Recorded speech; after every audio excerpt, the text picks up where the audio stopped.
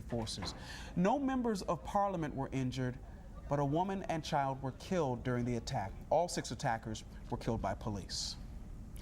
Well, when you rest your head at night, you want to feel safe and at ease, but in some communities that is not commonplace. A group called Operation Blue Shield wants to strengthen communities by fostering the relationships between police and the neighborhoods that they serve. It's all about building trust, and that starts with 2 new initiatives in North Texas.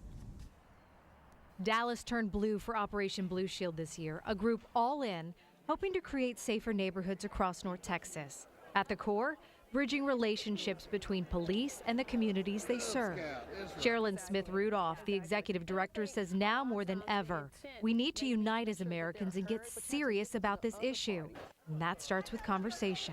But you have to listen to the other party. You have to hear both sides so that you can have a true dialogue. Because once you begin to connect through conversations, you can begin to correct the issues. That means working with everyone from community prosecutors to police association and officers to ingrain themselves even further in the neighborhoods they serve. Trust builds through relationships.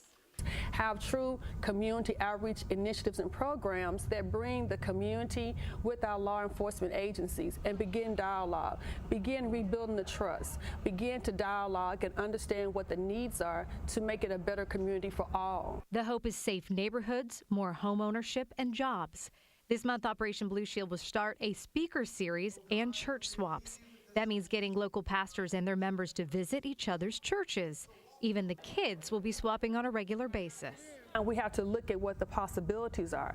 Look at how the dialogue from the north and south will come together. Look at the purity of the kids as they swap and how we as older people can learn from the young people. She says by creating those connections, we share our lives and our hopes with each other. It's a chance to open up. And with common ground and even goals, we can build stronger communities. And next Monday in studio, we will talk to both of those pastors in advance of the first speaker series called The Power of One at Paul Quinn College. Shelley. All right, well, the topic of police and race, it's really at the center of a lot so much right now in our world. I'm joined by Dr. Donald Arnette. He wrote a book about his challenges with police and growing up, and it's called I Am Supposed to Be Here. Why is the book called I Am Supposed to Be Here? It's called I Am Supposed to Be Here because I think it sends a statement, because unfortunately in minority communities, we don't see people of success who look like they do. So I wanted to make it commonplace that I am supposed to be Dr. Arnette, or you are supposed to be an attorney, or you're supposed to be an engineer. So just to kind of get people to understand that you can do whatever you want to do and everything is acceptable. And go there. You got to go there and believe it. Exactly. Yeah, and while we were watching the Operation Blue Shield package, you were saying you've got to see it to believe it. What was this line that you gave me, your motto? You have to see it to be it.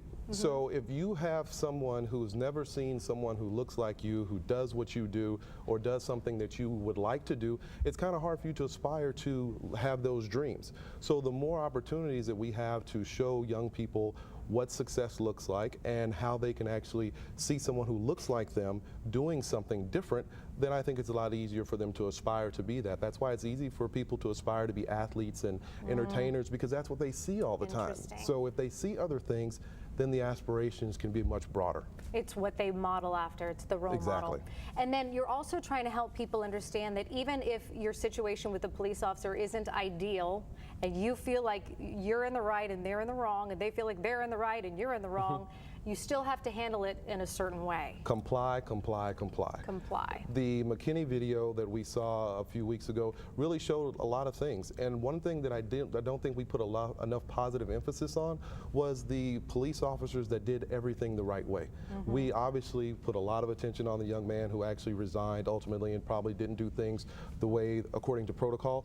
But there were officers on the scene that did exactly things that they were supposed to do. There were other little kids in that video who probably thought the officer was out of line, but they still complied. And thankfully, good for them that nothing else happened to them outside of being detained for a few moments or however long it actually turned out to be. So my position is we need to do everything we can to avoid a negative situation as possible, because you're not going to be able to fix that situation right then and there, because unfortunately there are a handful of people who probably don't have the views and the ideas that we would like them to have.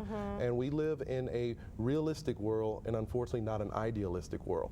So when we get to that utopia, yeah, things will be better. But as of right now, we have some work to do. We have a little bit of work to do. We have a lot of work to do. Well, you're a great role model. Thank you for so coming much. in. I His book appreciate is it. called I Am Supposed to Be. In fact, you are supposed to be right here because what you said was a great message. So thanks for coming in. Thank you so much. Marcus? Great message indeed. All right, Shelley, we are starting off the week with a lot of sunshine, but there is a chance of rain ahead. Pete has your full forecast next.